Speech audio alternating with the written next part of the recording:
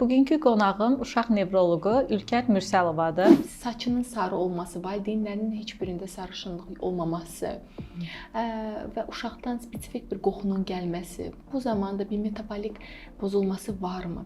O yüzden mütləq bizim görməmiz lazım. Çünki bir autistik spektrum pozuntusu olan bir uşaq işarət barmağını istifadə etməz. Pedagogikanın, təlimin, ümumiyyətlə tərbiyənin nə qədər böyük bir rol olduğunu, nə qədər uşağı irəli apardığını görmüşəm. Bu uşaq problemli də olsa, normal da olsa heç bir fərqi yox.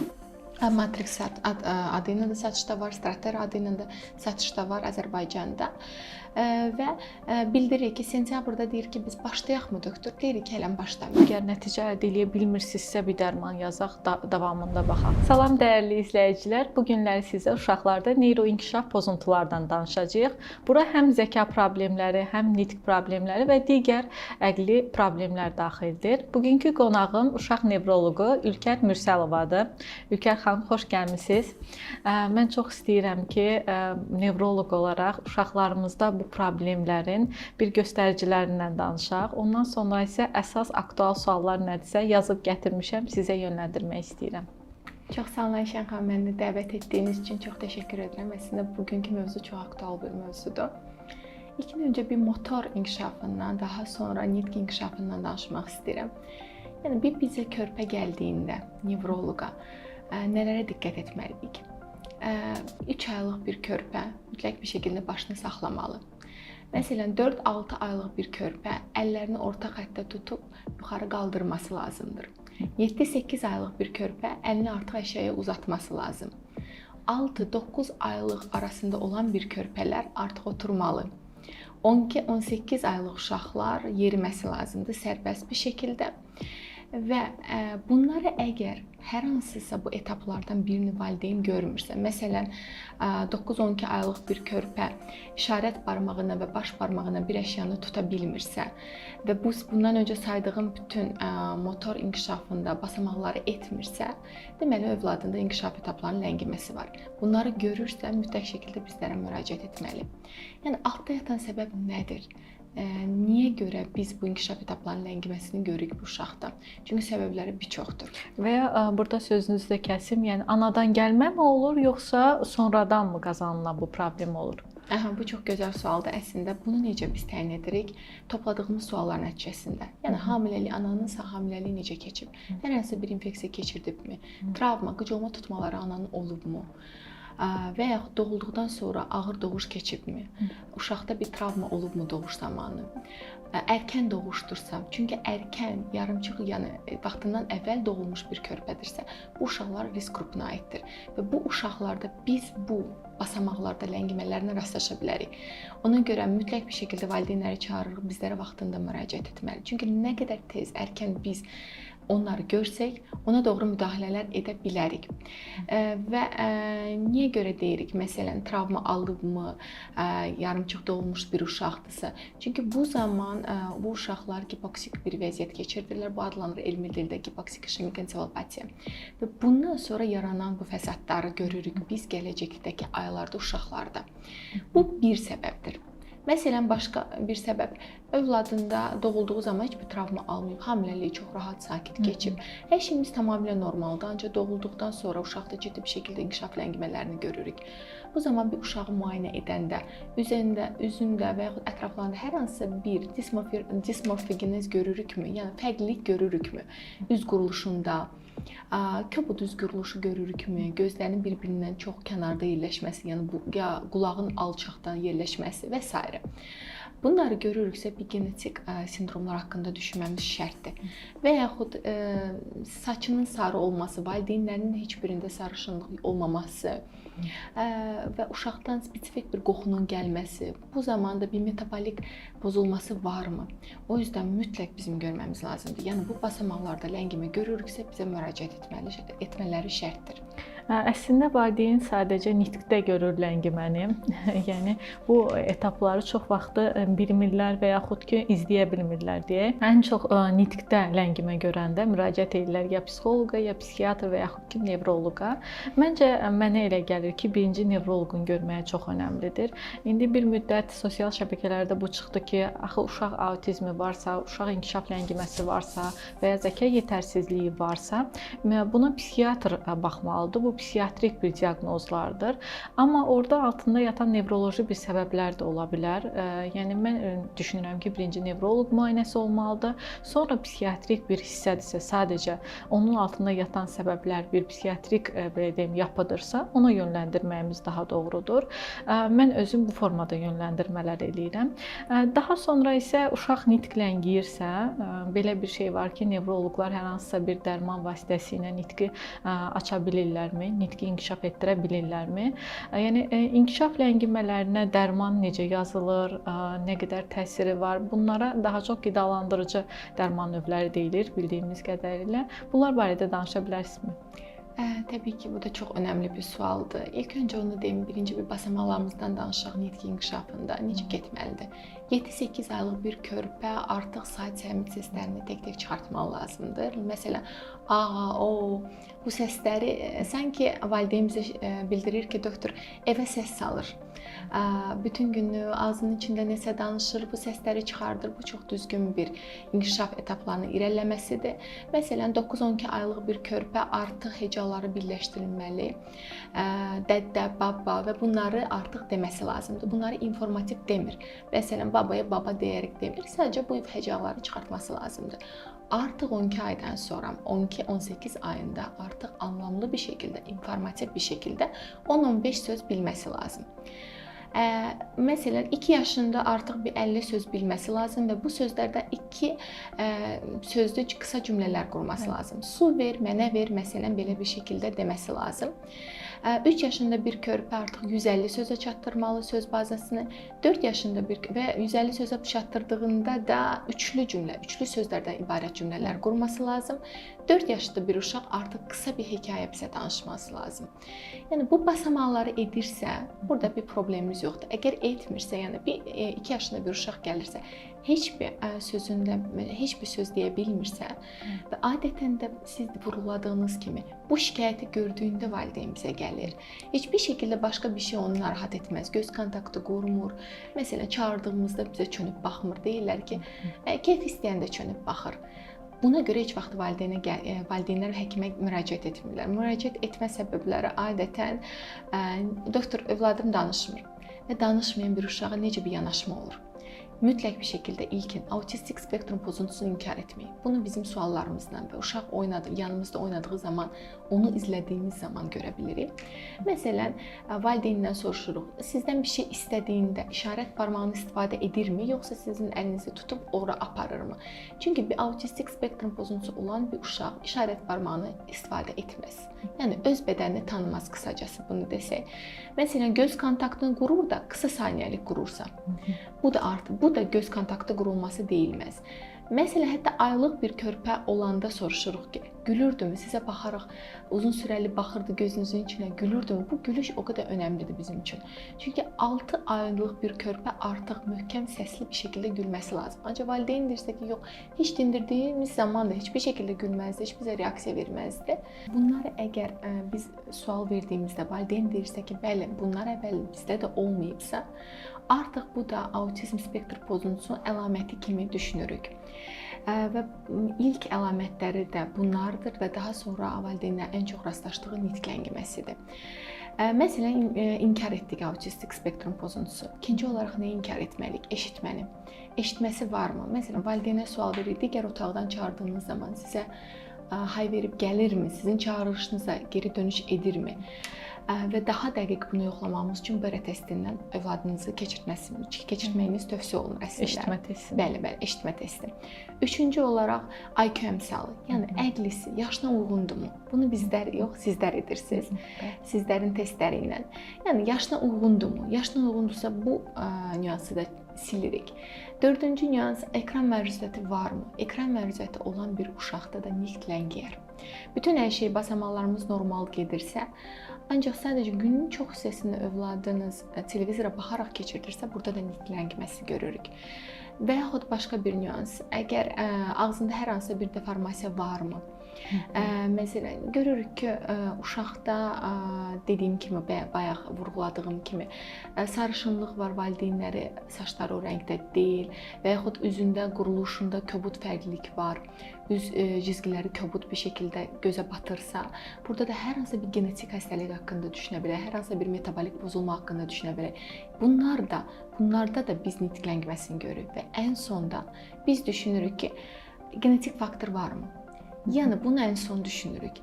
Ailədə kimsə gec danışıbmı?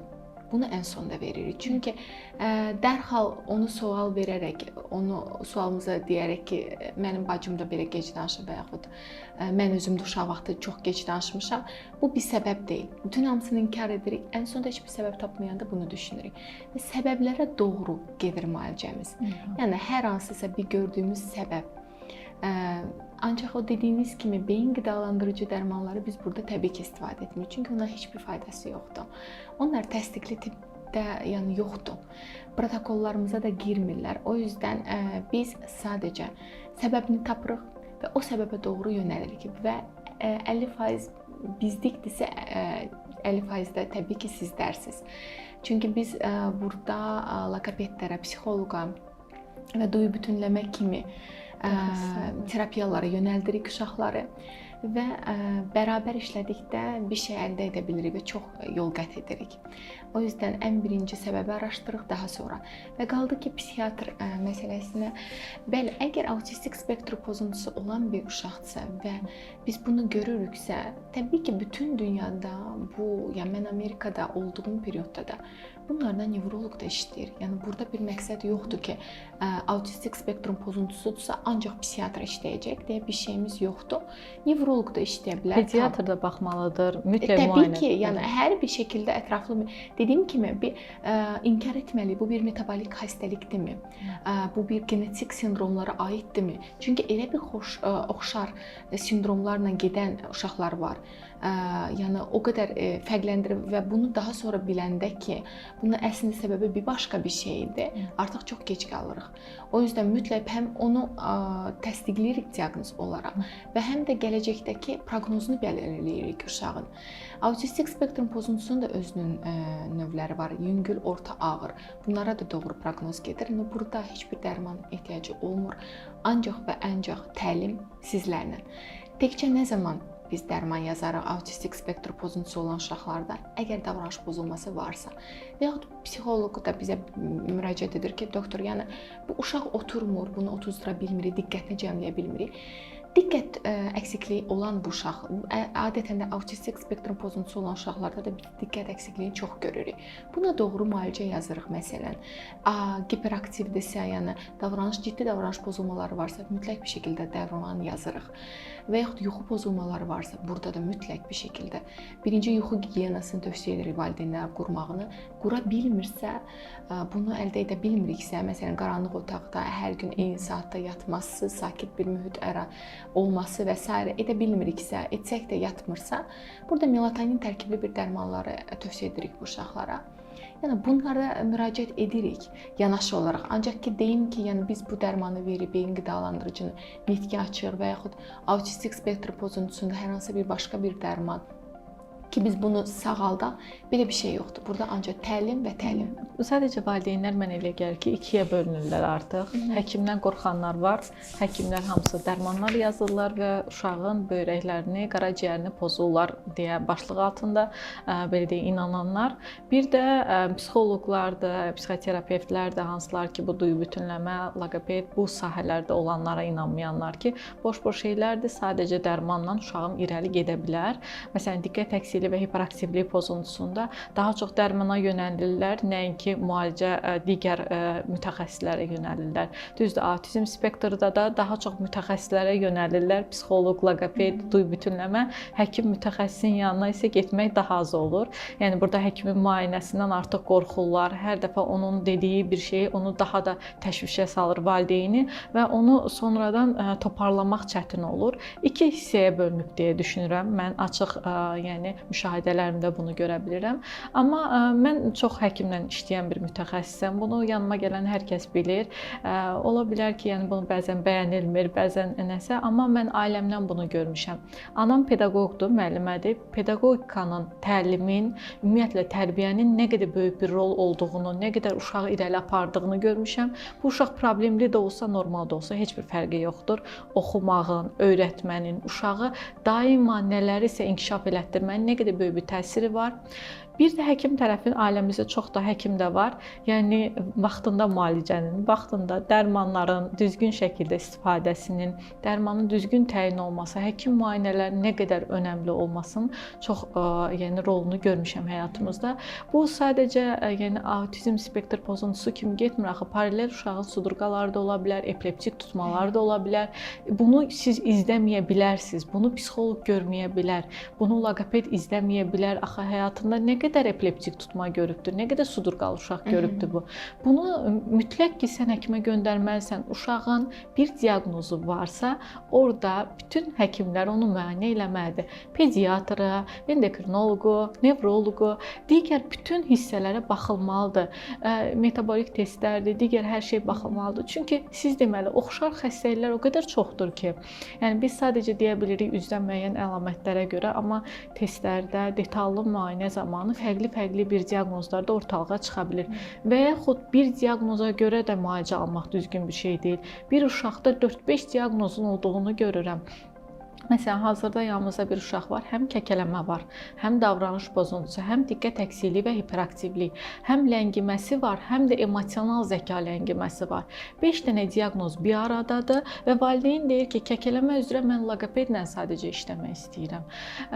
Aydınlaşdırırıq ki, burada arxada yatan bu qədər böyük diaqnozlar varkən, biz kəkələməni sadəcə götürüb loqopedə yönləndirdiyimiz zaman heç bir effekt ala bilməyəcəksiniz. Yəni orada diqqət əksikliyi və hiperaktivlik necə ki, həm dərmanla, həm mütəxəssislə işləməlidir. Sən multidisiplinar yanaşmalısan.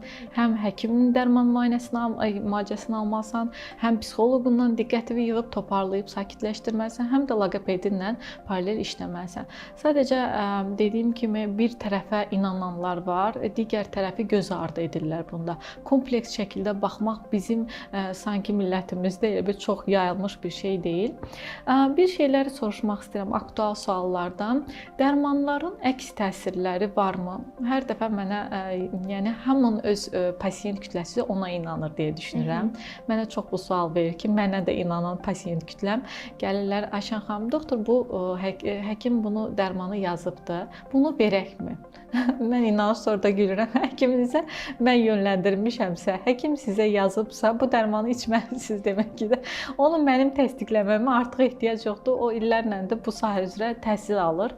Yəni burada əks təsirdən qorxduqları üçün əslində gəlirlər. Təbii ki, savadlarına şübhələri yoxdur. Məsələ dərmana bir şübhə yoxdur. Sadəcə uşağın qaraciyərində, böyrəndə hər hansısa bir gələcəkdə problem yaradarmı? Başqa nələrsə olarmı? Və ya takıntı üçün bir dərman deyirlər. Daha çox takıntı valideynin beynində qalıb. Ona yazılan dərman hələ birinci ayda əslində tam əksinə qıcıqlar yarada bilir, tam əks təsir göstərə bilir. İlk bir ayda fərqli təsirlər görə bilirik. Getdi həkimə uşağımı kör gününə qoydu, uşağım lap da betər oldu. Neyniyək, necə eləyək? Yəni bu barədə məlumat. Bəli. Bu suallarla biz çox gün içində rastlaşırıq. Əslində ilk öncə onu deyim, məsələn, bir dəfə belə uşağı götürsək, diqqət əksikliyi, hiperaktivlik pozuntusu olan bir uşağa biz davranış pozulmasına görə də, məsələn, hiperaktivliyinə görə də dərman yazırıqsa, diqqət əksikliyinə görə də yanaşı yazırıq dərman. Ümumiyyətlə Azərbaycanda çox dərmanımız yoxdur. Bir neçə dərmanımız var və onun ətrafında biz bu dərmanları uşaqlara tətbiq edirik. Və o diqqət əksikliyi də yazdığımız dərmanın adını çəkmək istəmirəm, sadəcə molekul olaraq da bildirəcəm.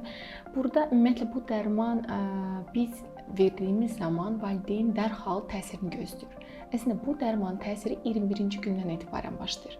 Yəni 21-ci günə qədər biz heç bir təsir görmürük bu diqqət əksikliyi olan uşaqlarda. Ancaq yazılmalıdırmı?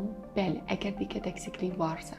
Əgər uşağın dərsdə performansı aşağı enirsə, oturmursa, diqqətini bir şeyə cəmləyə bilmirsə, ancaq halbuki uşaq bunu diqqətini cəmləyə bilsə, yəni çox yaxşı bir şəkildə irəliləyə bilər öz dərsində. O yüzden biz təbii ki bunu tövsiyə edirik və yazırıq. 21-ci günə kimi mütləq mən həmişə valideynə bildirirəm ki, bunu içdiyinizdə dərhal bir etki görməyəcəksiniz. 21 gün, bəzən də 1 aydan sonra biz etkiyə başlayırıq dərman etməyə. Və xəstələr çox qorxur, doktor, biz bunu məsələn verdik və yay periodunda mən adətən bu dərmanları kəsirəm. Biz bir pəncərə deyirik ona, yay periodunda biz o dərmanı vermirik. Çünki biz bunu zaten nə üçün veririk? Diqqətini toparlamaq üçün dərsdə. Yayda biz deyirik verməyin. Valideynlərin də çox qorxusudur ki, doktor, birdən-birə dayandırsaq, bu öyrəşib və dayandırdığımız zaman əks reaksiya verə bilərmi? Birdən halsız ola bilər, özünü pis hiss bilər, yuxululuq ola bilər və s. Biz bildiririk ki, heç bir şey olmayacaq. Bu dərmanı tamamilə rahat bir şəkildə, məsələn, bugün içirdisə, sabah kəsəcəksiniz. 3 ay verməyəcəksiniz yayı. Sentyabrda da, məsələn, başladığımızda həmin bu dərmana biz atomoksitin tərkibli dərmandır. Matrix adı ilə də satışda var, Strater adı ilə də satışda var Azərbaycanda. Və bildiririk ki, sentyabrda deyir ki, biz başlayaqmı doktor? Deyirik ki, hələn başlamayın. Bir dərsinə başlasın. Başlayanda yenə də eyni vəziyyətdədirsə, məsələn, 1 il içdi bu dərmanı. Bütün sentyabrdan başladı, maya qədər 9 ay bir şəkildə içdi. Yenə gördük ki, sentyabrda yenə dərsə başladı. Yenə eyni vəziyyətdirsə, təbii ki, təzədən başlayacağıq. Əgər yox görürüksə ki, xeyli bir irəlilənməsi var, əvvəlki vəziyyətində deyil, deyirik ki, başlamayın. Ümumiyyətlə, nə baş verir? Bizim alnımızda prefrontal bölgə var və o bölgə tam yetişmir bu DHB-li olan uşaqlarda və tam yetişmədiyi üçün və biz bu nüansları görürük bu uşaqlarda. Diqqət əksikliğini görürük, hiperaktivlik pozuntunu görürük. Qaldı ki, hiperaktivlik pozuntusuna, davranış pozulmasına verilən dərmanlarımız, dediyim kimi, Azərbaycanda bir çoxu yoxdur. Bəziləri vardır və bəzilərinin yan təsirləri vardır. Məsələn, bir uşaq gəlirsə və bu uşaqda davranış pozulmasından, hiperaktivlikdən başqa, məsələn, uşaq dayanmadan gün içində çoxlu qida istifadə edirsə və bunun limitini bilmirsə, durmadan çox yeyirsə, çox iştahlı bir uşaqsa, çox yeməsə də, sadəcə iştahı çox olan uşaqdırsa, çəkisi böyük olan uşaqdırsa, adətən onlardan bəzilərini yazmırıq. Çünki onlardan bəziləri iştahı şiddətlə artırır. Bu uşaqlarda, məsələn, bulimiyası olan bir uşağa ümumiyyətlə bəzilərini yazmırıq. Daha yüngül bir neuroleptiklardan birini yazırıq və bunu tövsiyə edirik valideynlərə. Bunların başlanması bir qədər asta-asta başlanılır və idamə doza qədər bir qədər asta-asta başlanılır. Kəsilməsi də eynən birdən-birə kəsmirik, asta-asta kəsirik. Qaldı ki, başqa hər hansı yan təsirlər verə bilərmi? Məsələn, o dediyim atomoksitin molekulu olan bir dərmanımız o uşaqlarda, bəzi uşaqlarda aqressiya verə bilir. Məsələn, praktikamızda bunu görürük. Aqressiyaya gətirib çıxarda bilir, baş ağrısı verə bilər, halsızlıq verə bilər. Bu o demək deyil ki, hər bir uşağa verir. Yəni, bu yan təsirlərlə üzləşirik biz. Ancaq hər uşağa verəcək deyə bir şeyimiz yoxdur. Lazımdırsa bunu verməyimiz şərtdir. Verdik, yan təsirlərini gördüksə, o zaman daha alt dozaya keçirdirik. Yenə də o dozda da verirsə, o zaman dayandırırıq. Təlimlərə yönəldirik sizlərə. Burada bir şeyi bildirmək istəyirəm. Təbii ki, valideynlər sırf birincidən dərman istəyəndə bəzi həkimlərimiz onu geri çevirə bilmirlər. Amma ilkin olaraq diqqət dağınıqlığını psixoloqa yönləndirən sizin kimi həkimlərimiz də çoxdur. İlk bir psixoloqla işləsin, baxaq görək. Əgər nəticə əldə edə bilmirsinizsə, bir dərman yazaq, davamında baxaq. Və yaxud ki, diqqət əksikliyi və hiperaktivlikdir, digər autizm spektr pozuntularında olan yanaşı problemlər və s. Yəni, birinci təlimlərlə alınmırsa, paralel olaraq dərman da işlənməlidir. Amma təlim olan vaxtı dərman olmasın, dərman olan vaxtı təlim olmasın deyə bir şey də yoxdur da. Yəni, paralel ikisi də eyni anda gedə bilər deyə düşünürəm. Bir də burada vurğulamaq istədiyim nə var? Məsələn, əks təsirlərini mən həmişə valideynlərə bu formada bildirirəm. Əgər kilo almaq kimi əks təsir varsa, neuroleptiklərdə bilirsiniz, iştah açır da, kilo alır. Digər və ya qidalandırıcı hansı ki, diqqət üçün istifadə olunan dərmanlar aqressivləşdirə bilir. Uşağın qışqırıqları həmin vaxt daha çox artır, daha çox əsəbi olur və s. Əgər siz bu hissəyə dözməyəcəksinizsə, bu digər əks tərəfdə yaradan qıcıqlar valideyn olaraq sizi çox narahat eləyəcəksə, buna heç başlamayın öncəsindən. Və ya müraciət eləyirsinizsə də ümumi bir yoxlanış üçün müraciət eləyin, dərman istəməyin. Yox, əgər ki, səni narahat eləyən birinci diqqət əksikliyidir, sənin üçün vacib olan burada diqqətin yığılmasıdırsa, uşağın məktəb dərsləri, uşağın digər inkişaf problemləridirsə, bu dərmanı istifadə elədiyin müddətdə aqressivləşirsə, sən də artıq onun üzərinə getməyəcəksən. Niyə bu uşaq belə aqressivdir, niyə bu qədər qışqırır, niyə bu qədər sözümüzə baxmır deyə orasına göz yummağa başlayacaqsan. Sənin üçün önəmli olan ilkin birinci problem nədir? Onu seçəcəksən. Yəni bu dərmanların hər birisinin təbii ki, yanaşı təsirləri ola bilir, müəyyən təsirlər, amma o yanaşı təsirlər sənin üçün və övladın üçün çox böyük bir problemdirmi, yoxsa gəldiyin problem çox böyükdürmü? Yəni bu çox önəmlidir. Ülkər xanım, mən sizə çox təşəkkür eləmək istəyirəm. Bu video üçün bizə zaman ayırdınız, vaxtınızı ayırdınız. Ümumiyyətlə mən həkimlərimizin digər mütəxəssislərlə paralel işləməsi, əməkdaşlıq eləməsini o qədər çox bəyənirəm ki, bu əməkdaşlıq başqa mənada bilinməsin. Ən önəmli olan odur ki, dərman yazılır, müayinə olunur. Ondan sonraki sürəci psixoloq, loqoped və ya duyğu-bütünləmə mütəxəssisi yanına gedib gəldiyi zamanda qeyd eləyə bilir, bir müşahidə edə bilir. Həmin geri dönüşləri həkimlərə bildirə bilir ki, məsələn, bu ay bu formada biz nəticə əldə etdik, digər ay digər formada nəticə əldə edə bildik. Bu çox gözəl bir əməkdaşlıqdır deyə düşünürəm və belə olduğu təqdirdə siz hansısa dərmanın dozunu artırmaqda və ya azaltmaqda bir təklif irəli sürürsüz və mən bundan çox xoşum gəlir həqiqətən də. Mən də təşəkkür eləyirəm. İzləyicilərimizə çox sağ ol deyirəm bizi izlədiyi üçün. Bu mövzularla bağlı hər hansısa bir sualı olan izləyicimiz rəy bölməsində qeyd eləyə bilər. Sevərək cavablandıracağıq.